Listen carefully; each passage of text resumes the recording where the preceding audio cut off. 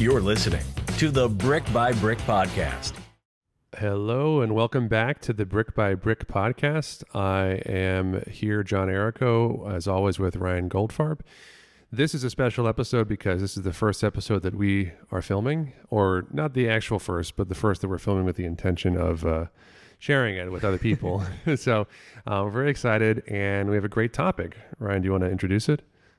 Sure. So this week we thought we'd take a dip into some current events in the world of real estate and analyze some of the recent news surrounding Zillow's exit from the iBuying space. Maybe we should start with what iBuying is, just as a general primer. Let's do it. So iBuying, I think, has kind of evolved over the past few years, and I think it now comes to mean, or now comes to represent a number of companies that are sort of pioneering the algorithm-driven, sort of AI-focused internet buying process. So a few of the big names in this space are, or were, Zillow offers. There are other players such as OfferPad and Opendoor. I actually don't know how the two of them have been faring, but I'm sure they're happy to see the exit of Zillow from the space. Or terrified. Or terrified. But for context, that has been a pretty big push of Zillow over the past few years. They've started introducing it in certain markets, and the idea was that they would use their abundance of data regarding home values and buying activity and demand to forecast what their understanding of true value would be. And then they've also jumped into the space of brokerage a little bit and mortgage. So I think the idea was that they would really become a one-stop shop for everything real estate related. So they would use their data to buy properties at what they believe to be a slight discount to market value. They would sell it through their brokerage. They would hook you up with a lender. I'm not certain whether they have title companies that are owned by Zillow or some sort of marketing agreements with any title companies, but I assume that is a part of the picture as well. And all of these suite of services would ultimately add up to a profitable venture for Zillow. Yeah, I think with the iBuying component specifically, at least my assumption was that they were buying stuff, as you said, Ryan, underpriced, maybe in need of light renovations or something akin to that, and then using their kind of algorithmically driven approach, they were targeting properties that, essentially were underpriced, and they knew that they thought that they could make whatever on based on repair costs of whatever. So in a sense, it's like what flippers do, but maybe not necessarily approaching a house that's, completely in massive need of renovation. I think they were buying stuff that was more or less what most flippers would consider like turnkey. Is that your impression? Yeah. And I think the idea was applying massive scale to what most flippers do. So if you're making as a flipper might look for making, the ARV of a property might be triple what their purchase price is because they're putting in, a fair amount. I think Zillow was trying to make, 5% or 10%, but times, 10 million properties, which is a fairly, was a large amount of money if you're able to apply it. Right. I think if you think about how their platform is designed, I think if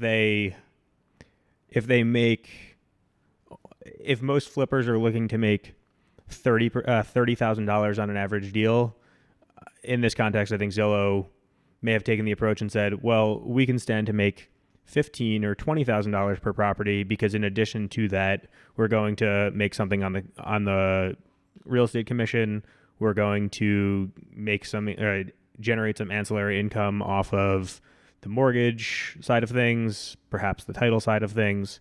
So if you think about their profitability from a holistic perspective, their scale allows them to, or in theory would allow them to do things that certain flippers just couldn't stomach. Yeah.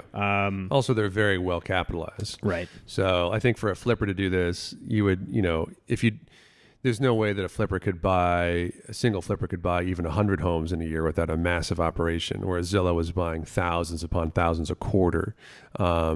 So they had, a lot of liquidity to do this with, so that even if they're, to your point, Ryan, even if they're making $0, they're still probably making money later on because their business model and other parts of their businesses, the brokerage, advertising revenue through, normal Zillow, whatever else the financing, whatever else they're expanding into.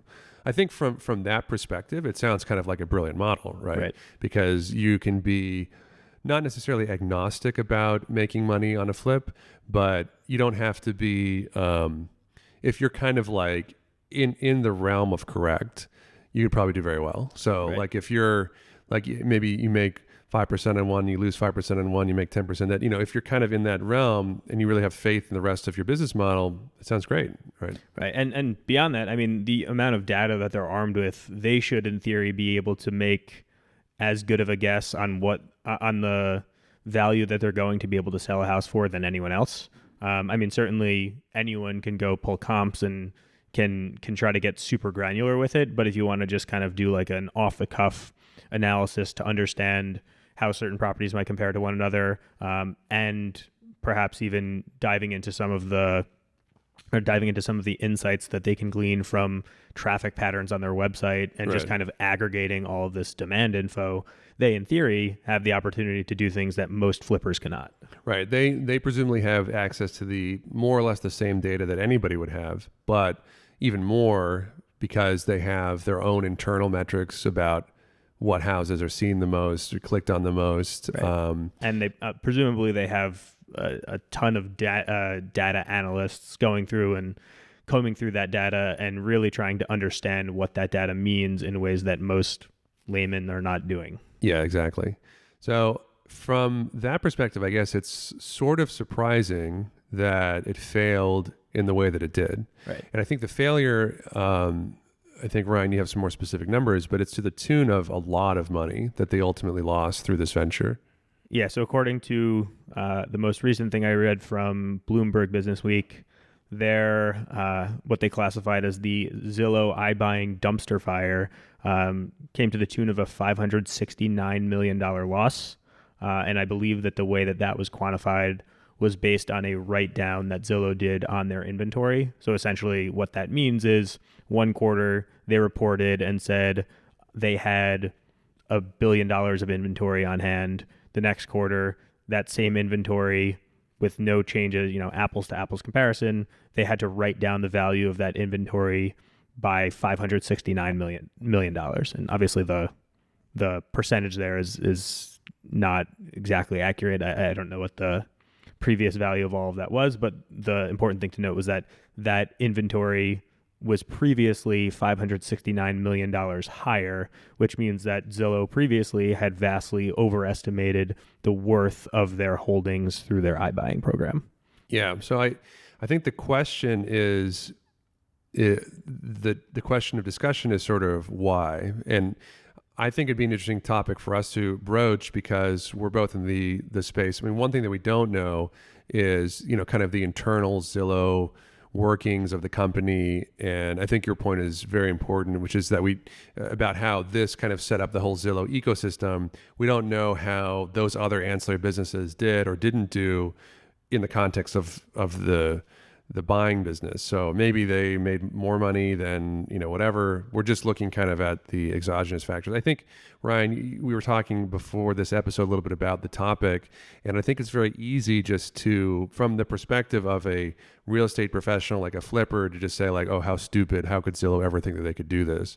But I don't really think that, I don't want to speak for you, Ryan, but that was something that you felt wasn't really the appropriate response to what's happening, right? Yeah, I'd be curious to see where Zillow takes this from here if they, at some point in the future, relaunch this program and maybe take some lessons from this experiment. I'd also be curious to see how, in the coming months and years, how some of their competitors like Opendoor and OfferPad do, because obviously they operate on a somewhat similar model, though without the the same platform that Zillow has. I think that there are a bunch of these too. Yeah. I mean, those are the biggest ones, but there are Right. dozens and dozens in individual markets. In fact, we ourselves were thinking about kind of launching one about 2 years ago for New Jersey, because Zillow was not operating in New Jersey at the time, or maybe never. I don't know. Yeah, I don't think they ever dove into New Jersey. So another aspect of this that I don't have a lot of information about, I don't know if that's because there's not a ton of information publicly available about this, or it's just been less reported on than some of the other aspects. But I'd be curious to see how much the capital stack impacted the outcome of this program. My understanding is that Zillow, they had financing for these purchases on a deal by deal basis. I read something that referenced some loan covenants that they had presumably for this program. So I wonder how much maybe the terms of that either limited them or otherwise impacted their ability to operate this profitably. I think one thing people don't realize, because Zillow, or despite the fact that Zillow is a massive company that is presumably well capitalized, they're not just going into their bank account and taking their liquid funds and saying, okay, we're going to go buy $10 billion worth of real estate this month. They're, financing it in a manner similar to how most flippers would be. So what leverage does in any instance is it increases your sensitivity to certain factors. When things go well, it certainly augments your profit margins, but your profit margin does in terms of your rates of return. But when things don't go well, i.e. you overestimate the value of your project, or you underestimate the holding costs and maybe the construction associated with that project, it definitely hampers your profit margins. So I wonder how much that impacted this experiment from Zillow's perspective. One thing I also saw, and I think that this specifically probably had an impact on Zillow's most recent decision to reduce the prices across the board and mark down their inventory, is that they had a loan covenant that allegedly limited the number of houses that they could own for a period of greater than 6 months. So in order to comply with that loan covenant and not jeopardize their standing with their lender, presumably they had to reduce the prices of a lot of their inventory in order to move it, get it off the books, and to not be in violation of that covenant. It's interesting. I haven't read that, but that's fascinating. I wonder, so the narrative that I hear, maybe that you've heard as well, is that the reason why Zillow failed, notwithstanding those specific things that you just brought up, the reason why Zillow failed is because the whole premise of being able to price real estate assets kind of at massive scale and predict where the price of those assets will go in 6 months or 12 months is flawed. And I think that that's what Zillow said when they announced that this was happening. They said, look, we miscalculated how housing prices will change, presumably not in their favor. So they thought that housing prices would increase in certain markets, and they didn't increase, or they went down, or whatever. What do you think about that as a topic? Because I feel like I have a lot of thoughts all around that topic from being in the real estate space for a long time. But I'm curious to hear your impression, then I'll share my thoughts. Well, I think if the approach from the get-go was banking on the fact that what they were buying today for $500,000 with no work was going to be worth $530,000 in 6 months when they go to sell it, just by virtue of market appreciation, that's a pretty risky bet to take.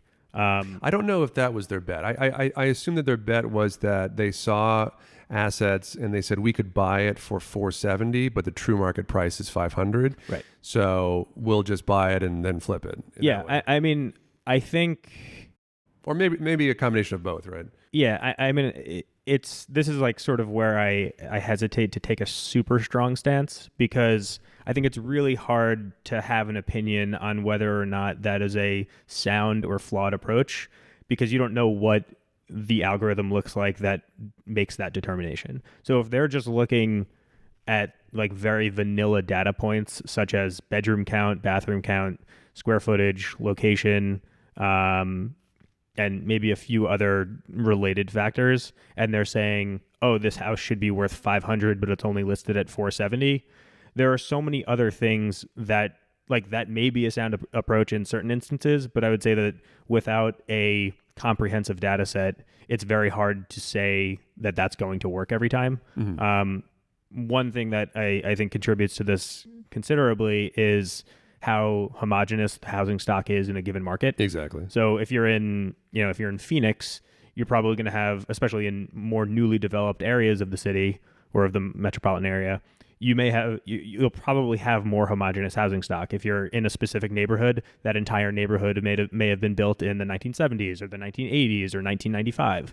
And when that's the case, you can generally make some pretty safe predictions about how the value of property B is going to influence the value of property A. Right. If you're in a condo building where you have 80 identical condos, every condo you can easily price, and if one condo has granite countertops, the other doesn't, then you can just factor that in as an additional price or whatever. And there's a reason why Zillow started this out in certain markets. I think it was because they were sensitive to that fact. Obviously, I don't know that they ever made it to a place like New Jersey where you have neighborhoods that were built originally or settled originally in the 1800s, and you have houses that were built in 1850 next to houses that were built in 1925, next to houses that were built in 1970, next to something that was built yesterday.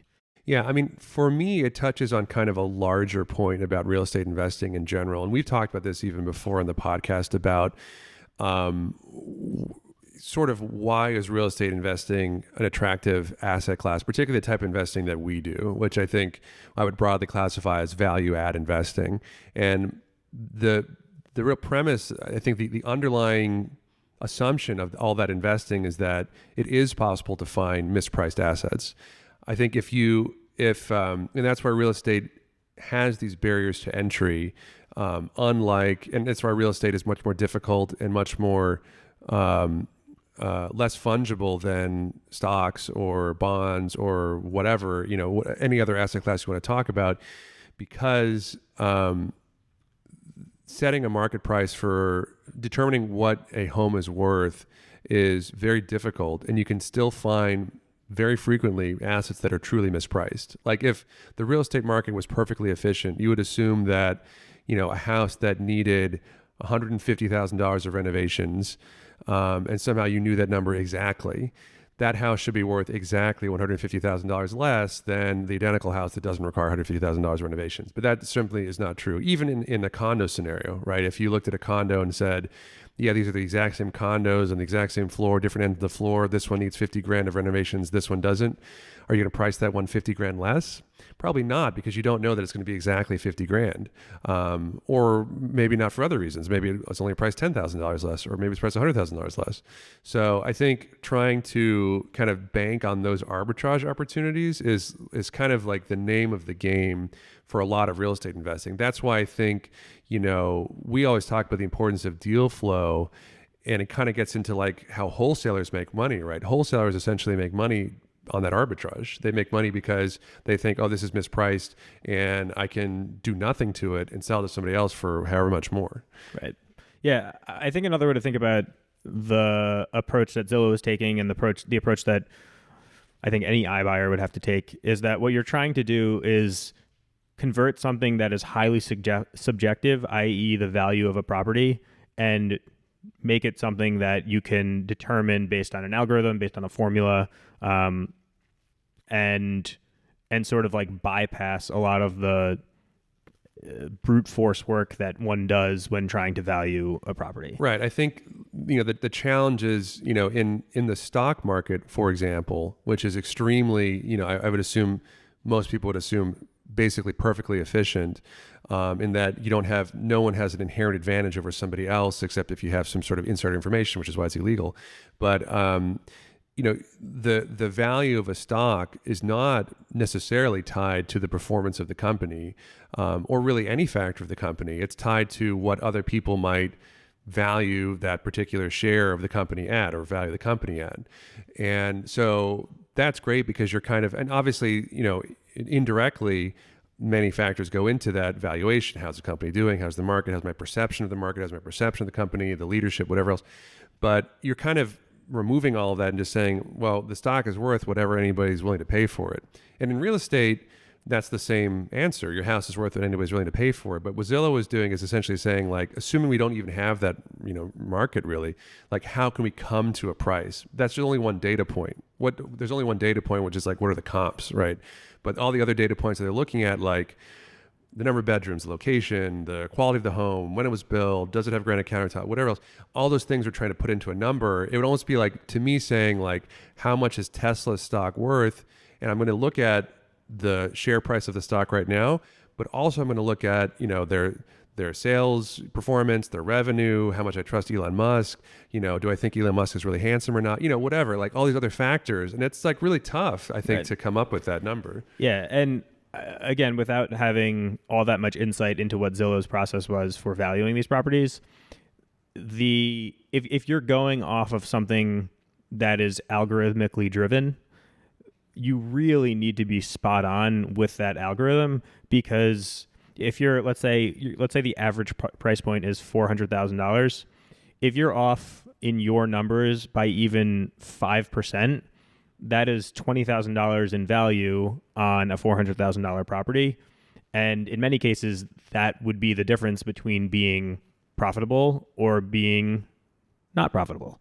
And if you apply that across 10,000 houses, 20,000 houses that Zillow was buying, on a quarterly basis, that is the difference between a highly profitable operation and an operation that you need to shut down. So I assume that when they went into this, they started slowly. They really tried to hone in on their algorithm. I assume that this was tied pretty heavily to their Zestimates and to the algorithm that drives that.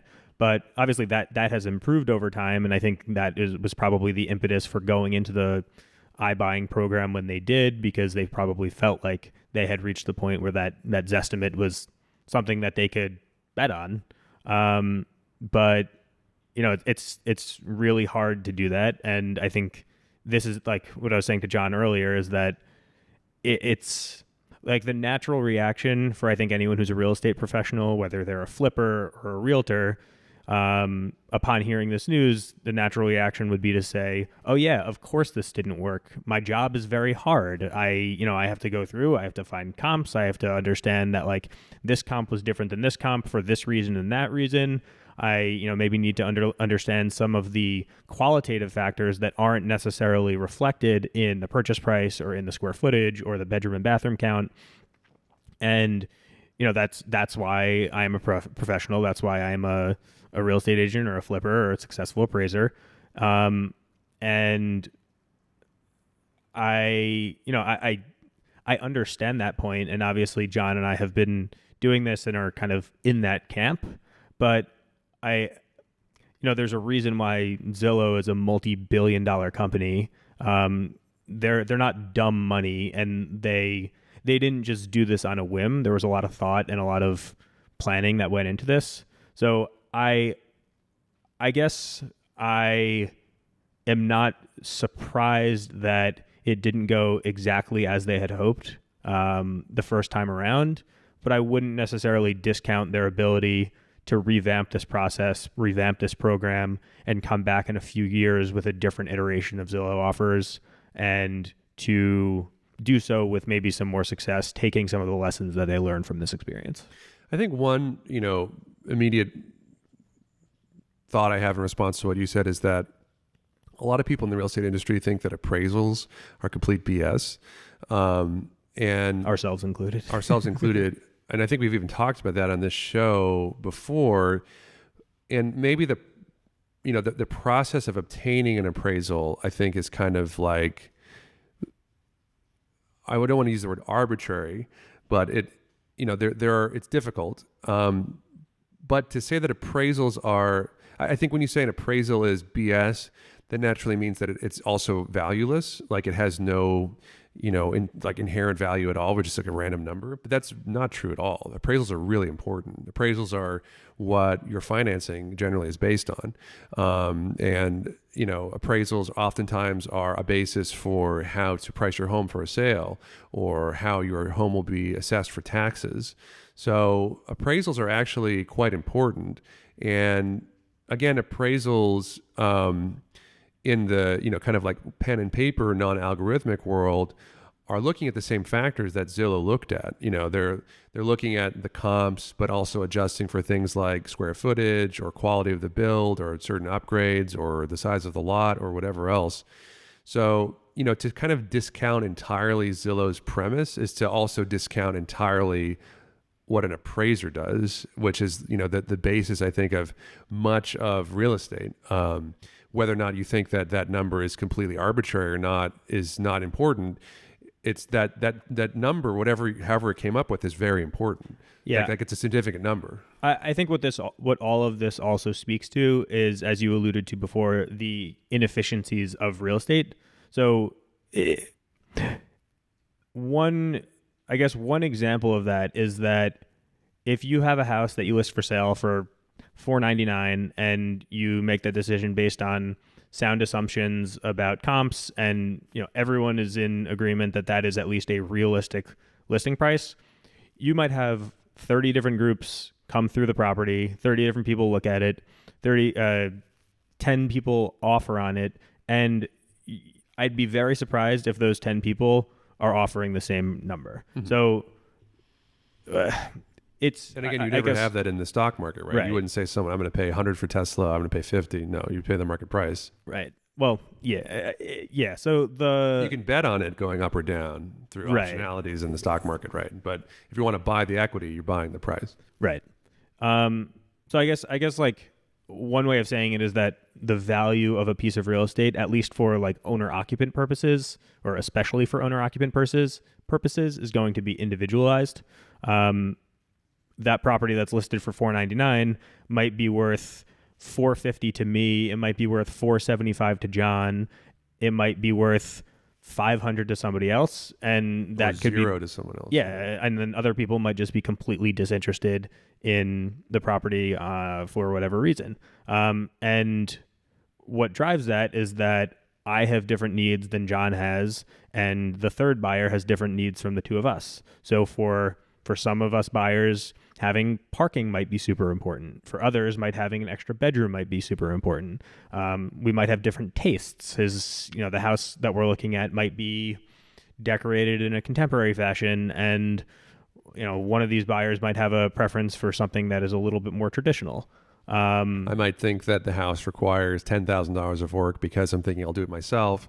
Whereas Ryan thinks it requires $100,000 because they need a general contractor to come in and make sure all the piping and wiring is all fine, whatever else. There are many, many, many factors. Right. So and I guess another thing is just like locations are even subjectively valuable. Like I might be interested in buying this house because my parents live next door, or in my case, I might be not interested in buying this house because my parents live next door. And John might be interested in buying the house because his daughter is in the school district already and they really want to move, but they don't want to leave the school district. So this is the perfect house for them at that point in time because it'll allow them to size up from their current place and keep their daughter in the school district before the new school year starts. The other side of my brain is thinking, well, all those things are really important, but is it really impossible to come up with at least a kind of okay number? Is it really the case that appraisals are completely not based in reality? Because I think that you could make an argument that it is possible to come up with at least numbers that are, somewhat accurate as to how much a house would be worth were it marketed. And obviously, the more interchangeable the homes are, the easier it is to come up with those numbers. But I almost hear that's what you're saying a little bit, Ryan, is that it's not like all those things that we just talked about why the price of real estate might vary a lot. It's kind of like, I almost think of it like, there's complexity on the micro level, but then there's simplicity in the macro level. Right. So it's, it's like, if you're doing it at scale, maybe it's possible. Right. Yeah. Just to speak to the micro aspect, like I think the micro level is what we were talking about before, where like a given house might be worth $499 to someone, $449 to someone else, $0 to someone else, and $550 to someone who just had some set of circumstances changed and really wants to get exactly what they want. Yeah, I think certainly like if you approach it from the perspective of bound setting, like boundary making, you can kind of narrow into, like, I live in a city in New Jersey where it would be basically inconceivable for a single family home to sell for below $250,000. Doesn't matter what size it is, doesn't matter, where it is. It's never going to happen. Maybe if it's an absolute, like, uninhabitable, complete teardown, possibly, but that's it. And on the other end, it's basically inconceivable for any home in where I live to sell for probably more than $1.5 million. Doesn't matter if it's the biggest mansion, doesn't matter whatever. It just, there's not a market for that. And yeah, maybe that's not the most useful bounds, but like you can kind of get a little bit closer. You can say, well, what about a 3-bedroom home? How much would that possibly sell for? Like, well, like, I don't think it would sell for less than $300,000, but at the same time, I can't imagine a 3-bedroom selling for more than $750,000. So it's like you kind of get these bounds a little bit more, and like, yeah, there's one or two maybe exceptions that you can say, but those aren't really significant if you're looking at a huge scale. And you can kind of like bound it. I could understand the argument. It's like, yeah, I can get pretty close. I could understand like a range between 500 and 550 for this given house. Like, that's conceivable to me, right? And if you're doing it again at massive scale, maybe I buy a house for 500. I think it'll sell for 525. It actually sells for 510. Like, but I buy another one for 510. I think it's going to sell for 520. It actually sells for 550. Like, I'm doing okay, right? So like, it's almost like, it's like day traders, right? Like if you're a day trader, you only want to win 51% of the time, 50.1% of the time, right? Because you have so much volume that 0.1% is going to make you a ton of money. So who cares if you lose 49.9% of your bets? If you have a 0.1% advantage, at a casino, right? If you have a 0.1% advantage, you'll win. So I think like from that perspective, I can understand that model. And I think that kind of underlies the premise. It's like, if you are able to get close enough in a reasonable enough range, and you're confident enough that you're going to win like 1% of the time, and all these other ancillary benefits that you said, Ryan, even if you're confident enough that you're going to break even, maybe, that might not be the worst business model, It'd be interesting to do a post-mortem, if we were Zillow and had access to the data that they have. It'd be interesting to do a post-mortem and to try to understand if there were any trends underlying or underpinning the deals that they lost money on versus the ones that they made money on. Mm-hmm. Whether it was, they strayed too far from something in their data set, or they undervalued a certain element of the data set. So, maybe they didn't realize that parking commanded more of a premium than they thought. So they were paying an extra $15,000 for properties that didn't have ample parking. And that was then undervaluing the property when they went to sell it, because more buyers were sensitive to that absence of parking than they previously thought. It's a great question. It'd be fascinating to look into that. I mean, I wonder too how much their premise is kind of to get these deals. I think they said we'll close fast, right? We'll close with no due diligence or very little due diligence, and we'll close within 30 days or whatever. Kind of like those like we buy your homes for cash, like we buy ugly home signs. I wonder how much that factored into their strategy of saying like we need to be fast and beat out all the other competitors in the market. Like were they ever in bidding wars, or did they always have a price and say like this is the price? Do they always offer their maximum price? Do they ever say like, our maximum price is 600, but the house is listed for 530. Like we'll offer 530. Like how did that play out? It's also entirely possible they were just being too aggressive. I mean, I'm thinking about this from the perspective of a home seller. And obviously in most markets, there's not only one person or company, i.e. Zillow, that's willing to buy their houses. So maybe they would go to Zillow, they'd get a price that was $375, and then they'd go shop it around to 4 or 5 local players, and they would all come back between $340 and $360. And then they would say, okay, well, Zillow was the best price here, so I'm going to sell to them because, that it's maximizing my bottom line, and I don't really care who I sell to. Whereas in other instances, if they had made that same offer of $375 to the seller, and then they bring in the other 3 or 4 or 5 other local players, those local players may have been able to see something that Zillow didn't see, and therefore offered between $380 and $400 for the same property. So as a consequence of that approach, Zillow just kind of got stuck with all of the stuff that they had overpriced and missed out on the stuff that they underpriced. Interesting. Yeah, I mean, Your comment made me think of kind of examples where this worked in a little bit of a different context. I was thinking specifically of Invitation Homes, Blackstone's single-family home buying excursion, which I think was very successful, or is very successful. I don't know specifically, but I think it. I mean, they bought a massive amount of homes with mostly at the right time. At the right time. But I think that the premise of that was similar to what Zillow was trying to do, in that you have massive scale. So you're buying not 10 single family homes, you're buying thousands. I mean, I remember it was a conference where someone from Blackstone was talking. I think that their minimum buy in any given city was like 10,000 single family homes or something completely nuts. So you're buying, truly massive scale. And like the arbitrage opportunity that you're depending on with that premise is you're essentially saying, I think those are for rental. So you're thinking, I think single family home prices are mispriced relative to their potential as rentals now or in the future. So I'm going to buy them at this price. I'm going to kind of add value by just increasing the rent or putting renters in there. And I'm going to make money.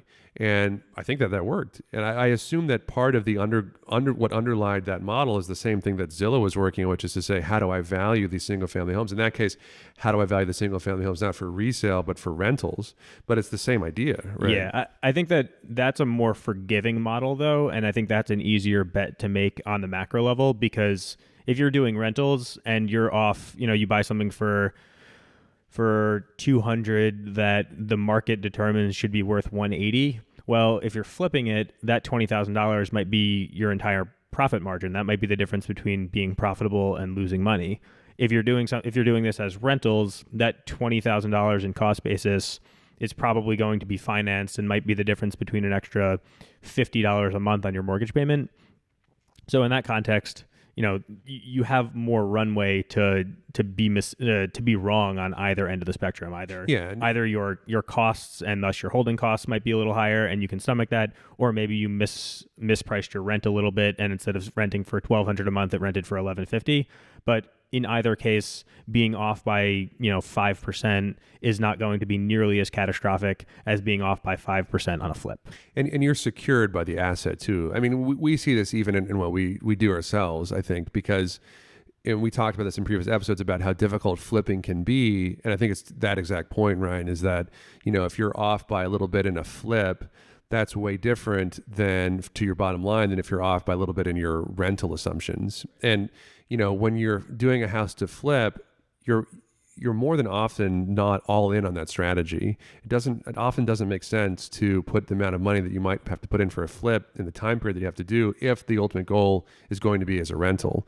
However, on the flip side, if your goal is for it to be a rental and just turns out opportunistically you can sell, in fact, that's happened to us, that is fine. There's no money lost. Maybe it could have been more profitable at the outset if you said, I'm going to do all the renovations in 6 months instead of in 8 months or 12 months, whatever. But the kind of like general thesis, the general premise is the same. So it's an interesting topic. I mean, I think the commentators that I've heard on Zillow have been very surface level. I think your kind of mocking of them is accurate and saying like of course, like you can't do this. It's just like whatever. But I feel like that argument happens so often in many industries, right? It's like the argument that you can't buy a car without a car salesman, because who else is going to really show them the great features of the car? You have to sit in the car, you got to drive the car, you got to do this, got to do that. And many car sales now happen online without people even being in the car. I don't know what percentage of car sales happen online, but it's a lot.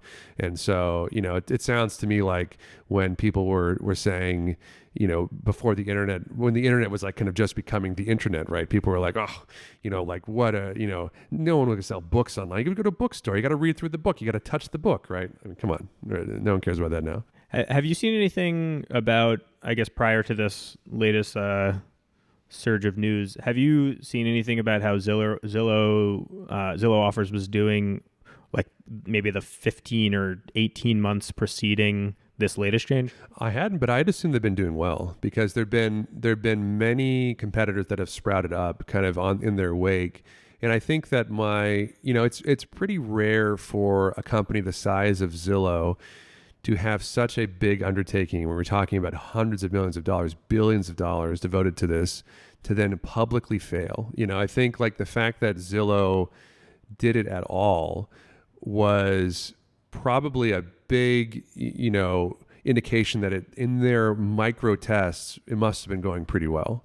Because I don't think that, unless they thought, man, like our industry is completely dead. We have to do something to complete, like our company is going to die unless we do this, which I don't think Zillow was in that position. For them to take such a big bet, it must have been that they were doing pretty well. Yeah, I mean, I'm also just thinking like the timing of this is kind of curious because we're in, from a macro perspective, it's been quite a strong real estate market. Yeah. So I don't know if maybe they put too much faith in the uptick that we had been seeing during COVID, and so they justified paying 5 or 10% more for certain houses, thinking that this trend would continue, and it maybe didn't materialize in the way that they thought. So they were losing money on some of these deals.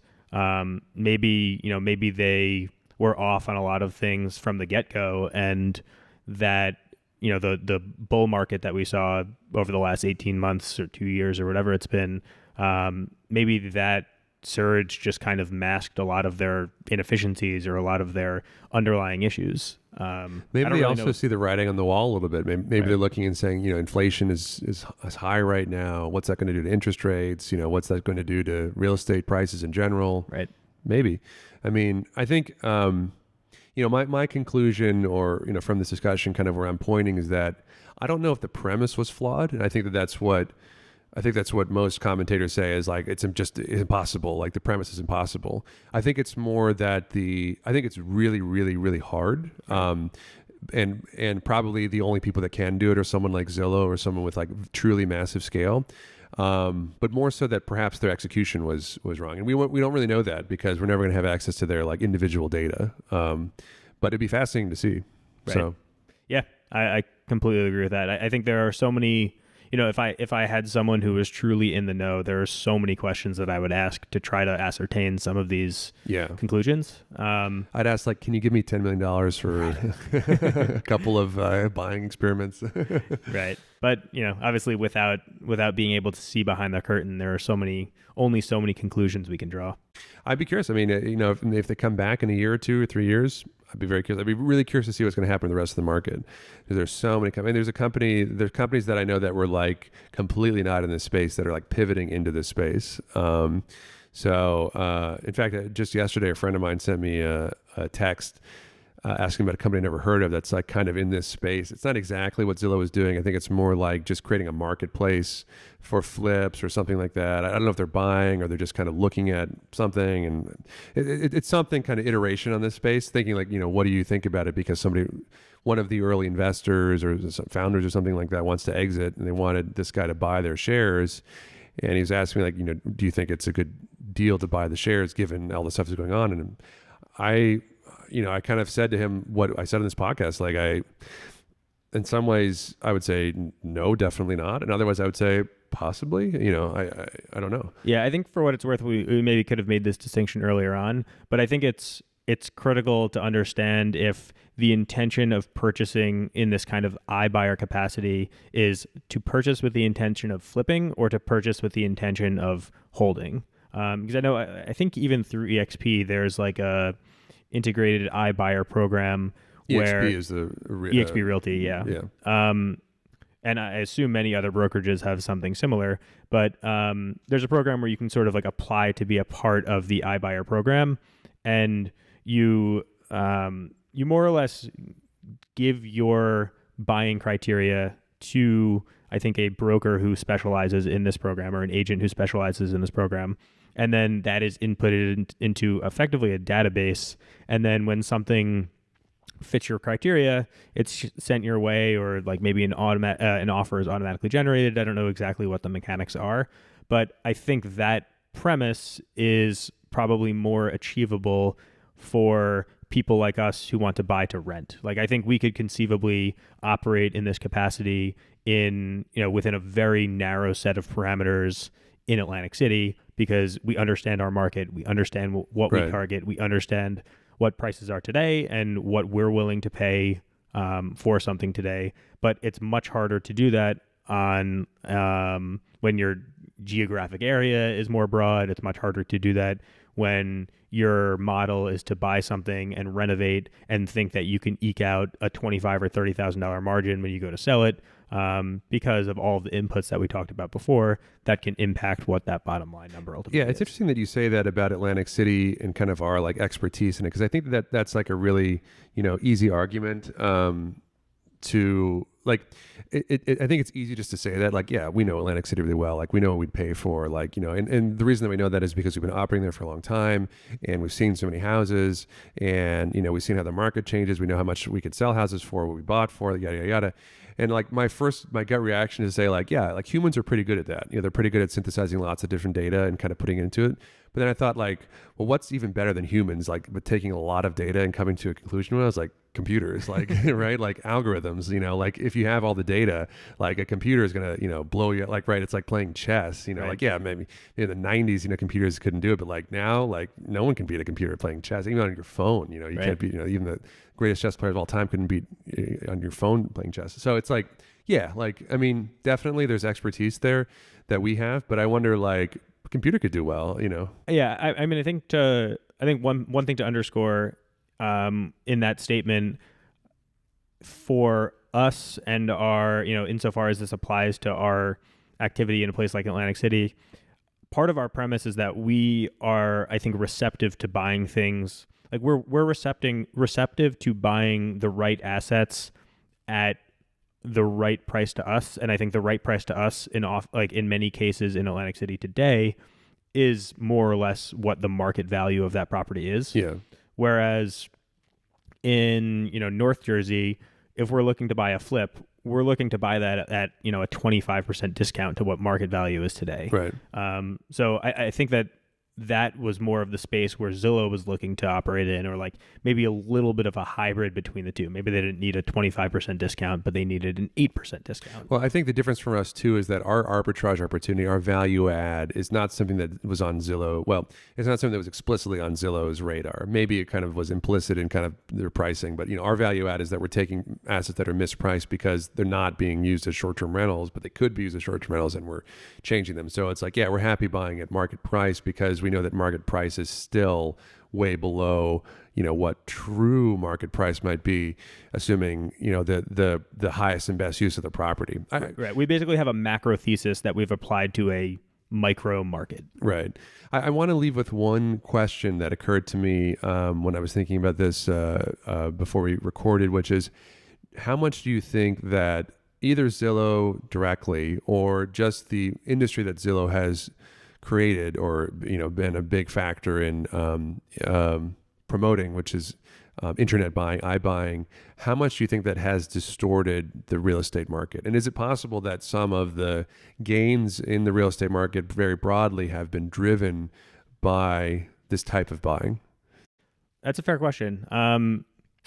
It'd be, I guess the first data point I would look to is how much of the overall real estate activity in a given quarter has been driven by these iBuyers. And I think that if you look at things holistically, it's probably not that much of the market.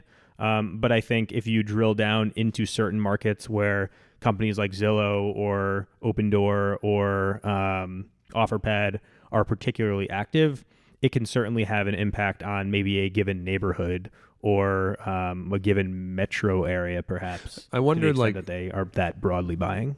Yeah, I wonder, like, what percentage of the market has to be kind of inflated to have an impact on the whole market. Right. Like, is it 1%? Is it 0.5%? Is it 0.1%? Is it 10%? Right. I don't know. But there's also the cascading effect of what Zillow is doing. I mean, I think one argument that people were making was that if Zillow decides that they want to invest in Rutherford, New Jersey, and if there are 300, 200 houses on the market at a given time, that's probably even high for a place like Rutherford. Let's say 50 houses on the market at a given point in time. Mm-hmm.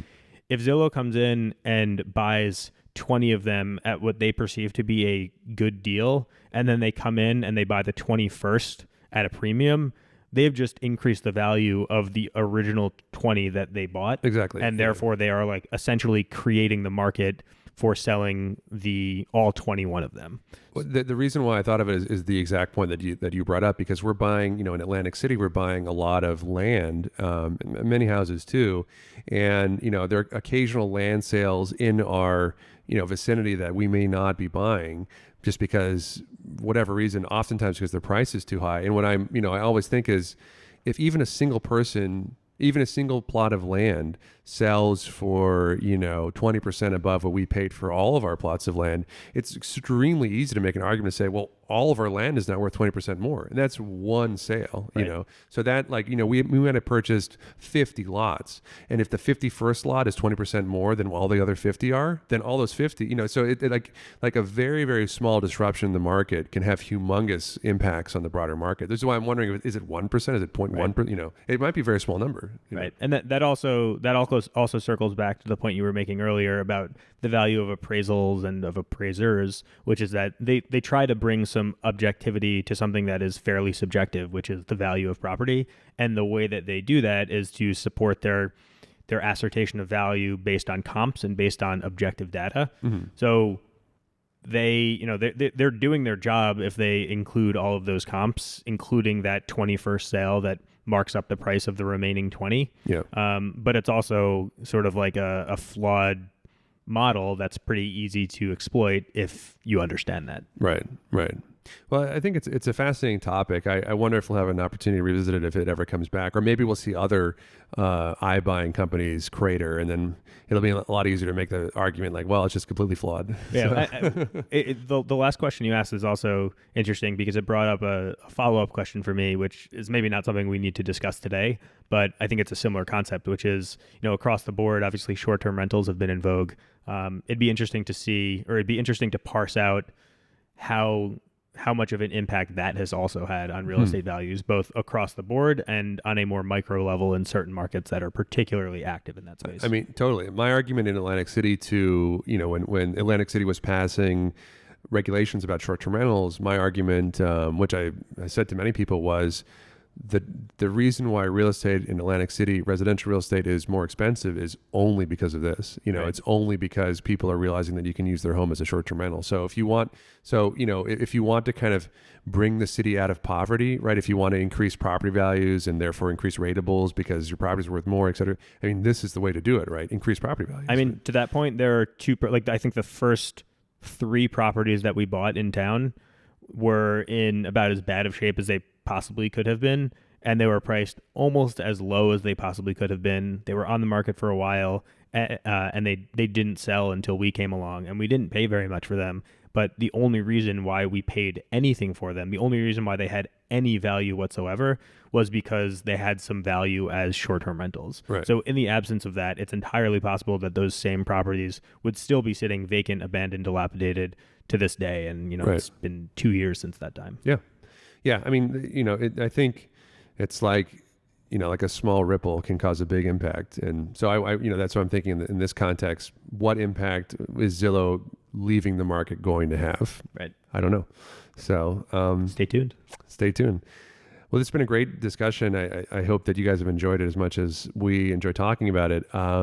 We'd be very curious to hear anyone else's opinion on this topic. I mean, I think it's something that people certainly have opinions on, and probably runs the gamut from being super supportive of Zillow's premise to thinking that was the dumbest thing anyone has I think ever it's tried. probably like 99% the latter, 1% the former, unless you work for Zillow or you own Zillow stock. But even if you own Zillow stock. But so if you have any comments or thoughts, Ryan and I are always excited to talk to people. We've been talking to more people from the podcast recently, been reaching out to us, which has been really fun.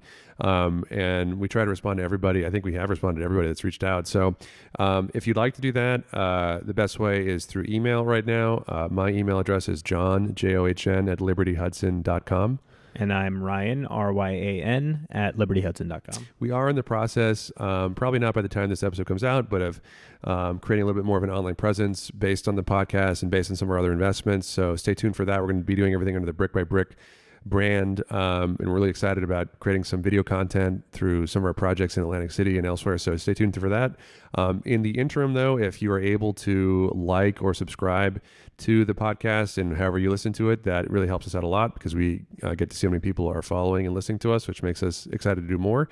But until next time, thank you guys so much for watching, and we'll be back next week with another episode. Thanks, guys and gals. You're listening to the Brick by Brick podcast.